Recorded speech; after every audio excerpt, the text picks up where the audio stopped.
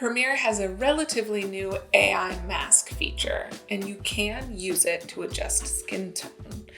The question isn't whether it works, the question is whether it is easier, faster, better than either the eyedropper method that I've been teaching for years, or even HSL secondary.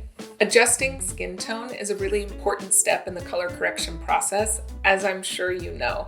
And there are multiple different ways that you can do this. The method that I like to teach is using an opacity mask and then the eyedropper tool under hue versus hue in curves in Lumetri color. I'm going to take a second and walk you through that process first. You can see here that I have Premiere open and I'm in the color workspace. I am going to select opacity under effect controls, come down to the toolbar, click and hold in order to get the pen mask tool. I'll click that, and then her forehead is a nice flat surface here in this frame.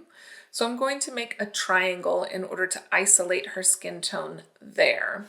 If I come over to hue versus hue in Lumetri color, I can click on the eyedropper tool, come over, select her skin tone, and we can see that the dots have isolated that color here. Now, if I come over and open up Lumetri scopes, we can see that she's leaning a little bit too yellow.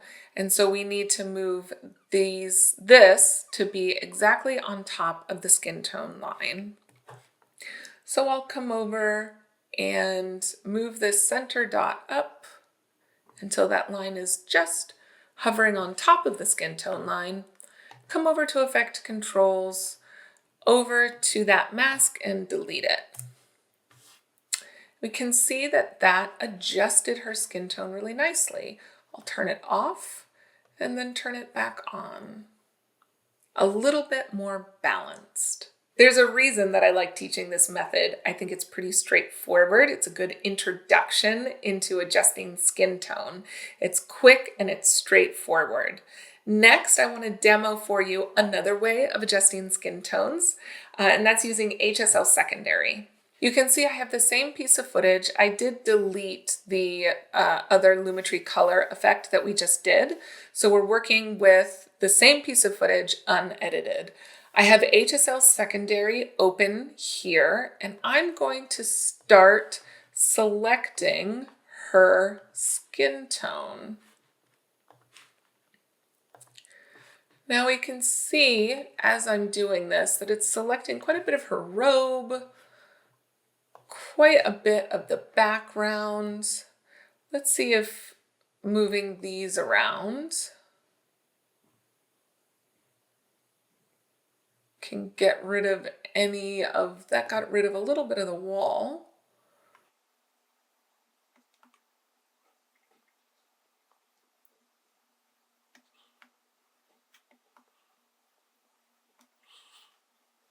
All right, I think that's as close as I'm going to be able to get. So I'm going to move denoise up. I'm going to move up the blur a bit. Now let's go over to Lumetri scopes, and we can see we're still off that skin tone line a little. So let's go down to the color wheel, and we need to add red in order to move that line. So I'm going to move the crosshairs over to red. And then I will uncheck color gray, and there we can see that her skin tone has been corrected, but we've also managed to put some red over here in the wall with that selection and also in the towel.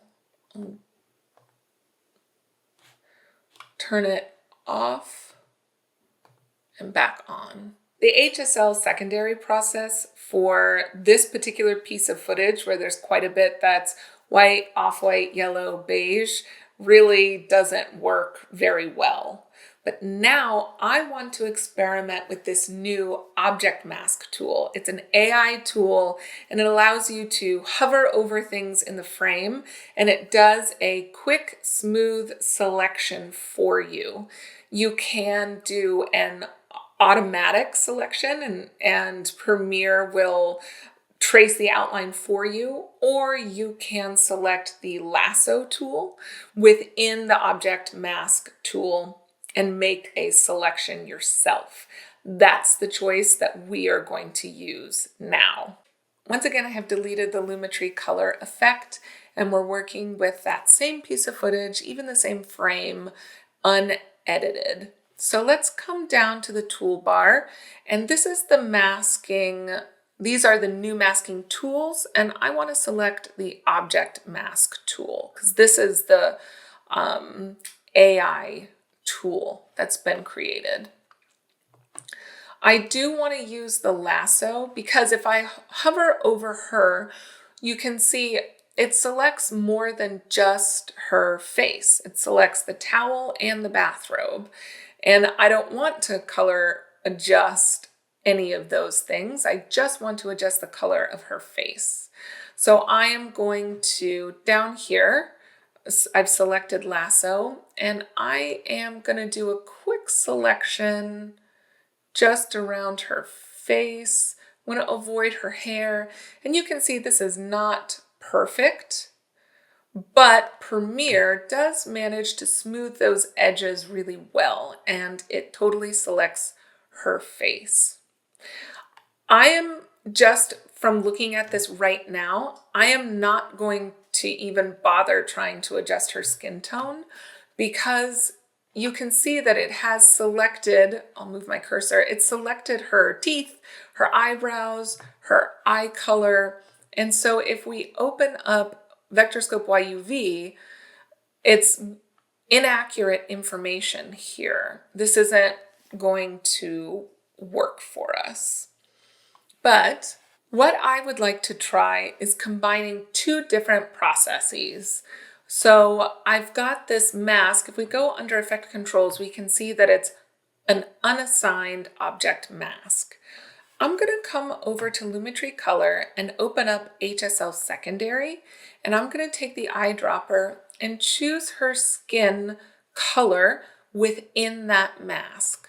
As soon as I do that, we can see that the object mask has jumped down and it is now attached to the Lumetri Color effect.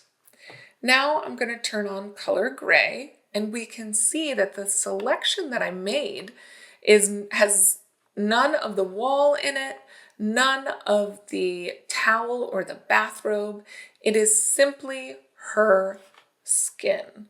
Let's see if we can add any more and get a complete selection of her face. So now if we open up Lumetri Scopes, I can see that it hasn't changed anything here. The information that I have is still clearly not just her skin tone. If I go over to Effect Controls, I take that object mask and I drop it underneath opacity. There we are. Now I can see that this is her skin tone, and it needs to be laying directly on top of that skin tone line. Let's do a little bit of denoising and blurring, come down to the color wheel, and once again add a little bit of red.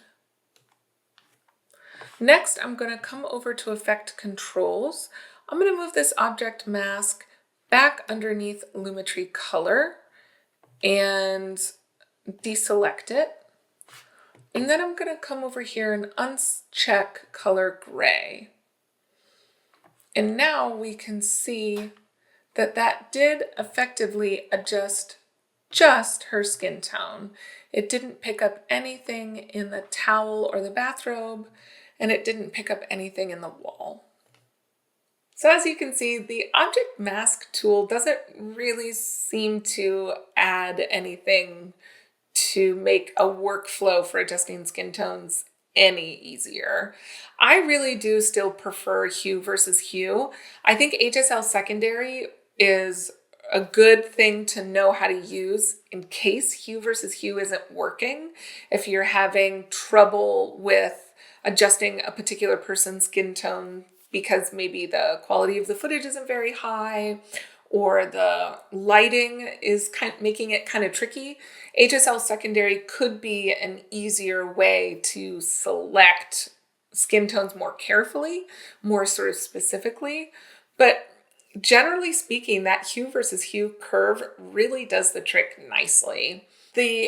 I'm trying to think of a reason why you would want to use the object mask tool specifically for skin tones. I know that some people have been enjoying using it for other reasons, and that's great. For this particular application, I just wanted to try it, and it just seems to add an unnecessary step. I guess in this particular piece of footage, let's say that hue versus hue was not working. We saw how HSL secondary did not work.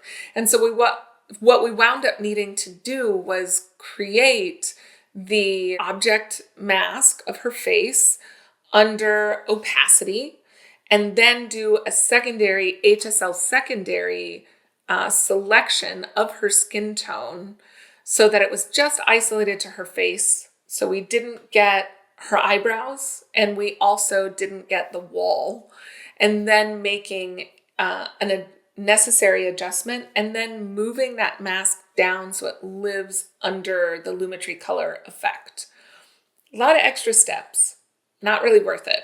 Glad I know about it because it might be helpful sometime, but I don't think I'm gonna be jumping to use that anytime soon. Thanks for sticking through color correcting skin tones with me. My name is Adrienne if you're new here, and I make tutorials on video editing. If you are interested in exploring adjusting skin tones using hue versus hue and the eyedropper tool, that easiest process that you watched me demo, it sits inside of my color correction workshop. It's called Fix the Color First, and I'll have it linked down below. Otherwise, if you found this tutorial helpful, I hope you'll give it a thumbs up, subscribe if you'd like to see more, and I'll see you in the next one.